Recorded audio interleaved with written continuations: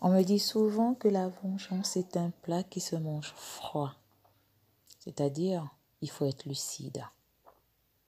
Quand mon mari s'est marié, quand il m'a demandé de vouloir changer notre régime, je lui ai dit que j'aimerais reprendre mon travail.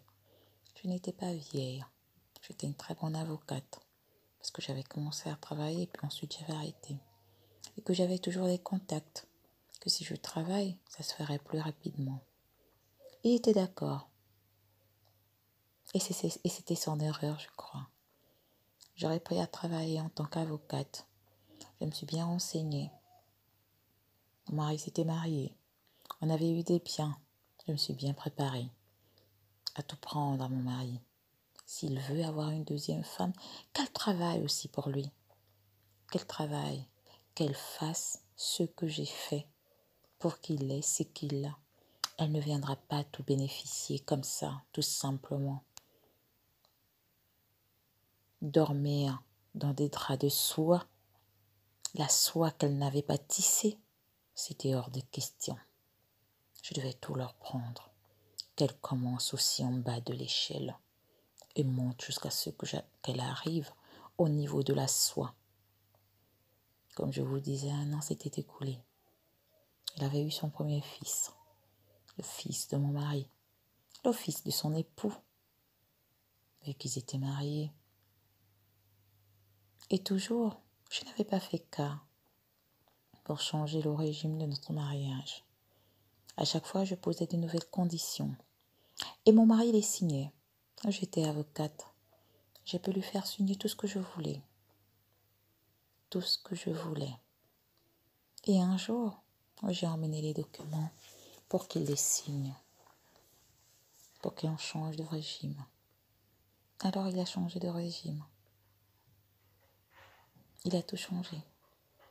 Il a eu le temps de se marier, de lui construire une maison. Je lui ai bien prévenu, si tu construis une maison, mets-le au nom de ta femme. Il ne comprenait pas. Il m'a dit, pour l'instant, je lui ai acheté un terrain, mais j'ai mis ça à mon nom. Parce que bon, de toute façon, si on est marié, c'est pour le meilleur et pour le pire, m'a-t-il dit. Cette jeune fille, elle avait fait comme moi. Elle a arrêté ses études. C'était son erreur en fait. Elle aurait dû continuer ses études et avoir au moins un diplôme. En cas de U, comme on dit, elle aurait pu chercher du travail. Elle a arrêté ses études tout simplement. Elle avait gagné la poule aux yeux d'or, qui pouvait s'occuper de lui, d'elle et sa famille. Au fur et à mesure, étant donné que c'était mes contacts qui faisaient en sorte qu'il puisse avoir de la clientèle, j'ai coupé l'herbe aux pieds. Ça commençait à ne plus aller de son côté. Il n'y avait plus beaucoup de clientèle. Ça ne marchait plus trop. Les gens allaient vers les concurrents. J'ai toujours été derrière. J'ai toujours été derrière lui pour avoir des marchés. J'étais quittée de son ombre. Je m'étais envolée. Étant donné qu'il avait un nouveau trésor, que le trésor fasse venir des clients.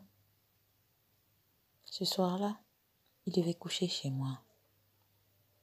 Et pour une énième fois, il m'a dit « Ah, mon fils est malade.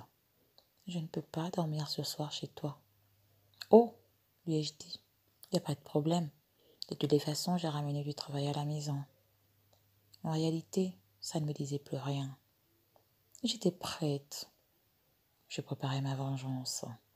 J'ai préparé ma surprise, puisque c'est le mot qu'il a utilisé pour m'humilier. Il n'y a pas de souci, lui ai-je dit. J'ai du travail.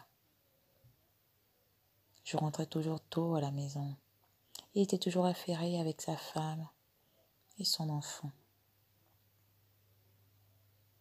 Je me suis rassurée que mes enfants soient en sécurité. Et ma fille, la dernière, qui avait presque le même âge, au moins 3 ans de moins, mais presque, c'était la même génération que notre dernière fille. Elle avait juste 3 ans de plus que notre dernière fille, cette jeune dame. Je me suis rassurée que mes enfants trouvent le travail où ils sont, qu'ils soient heureux, qu'ils commencent à fonder des familles. Ils étaient venus une année voir leur père et leur nouvelle femme et leur nouveau frère. Et puis ils étaient repartis. Ils avaient dit à leur père que maintenant ils n'ont plus besoin d'être aidés, que ça allait mieux, qu'ils avaient trouvé du travail. C'est tout ce que je souhaitais. En réalité, c'est tout ce que j'attendais. Mais j'étais maintenant indépendante financièrement. J'avais ouvert un cabinet d'avocats. Ça faisait 5 ans, mon mari était marié. Tant à la coutume qu'à l'état civil. Cet homme que j'avais aimé, pour qui j'avais presque tout abandonné. Cet homme pour qui je définissais ma vie. Cet homme avait pris une nouvelle femme et qu'il avait appelée surprise. Cet homme, je devais le ruiner. Cet homme, il fallait que je reprenne tout ce que j'avais travaillé pendant 20 ans. Le pire, ce sont ses sœurs. Elles étaient toujours aussi aimables avec toute leur hypocrisie. J'ai joué le jeu. Quand quelqu'un pense que tu es con, montre-lui que tu es con. Fais-lui croire que tu le crois. Mais tous, ils étaient bernés. Parce que ce qu'ils n'avaient pas compris, c'est que si un jour, il arrivait malheur à cet homme, cette femme n'aura rien. Ce fils n'aura rien. Leur mariage était caduc. J'avais tout fait signer, tous les papiers. Je suis avocate et je sais de quoi il s'agit. J'avais pris 5 ans pour préparer ma surprise. Ce soir-là, il venait à la maison. C'était son tour de dormir à la maison. Mais ce qu'il ne savait pas, c'est que depuis 5 ans, j'empoisonnais ses repas. Tous les 3. Et sa femme et son nouveau-né.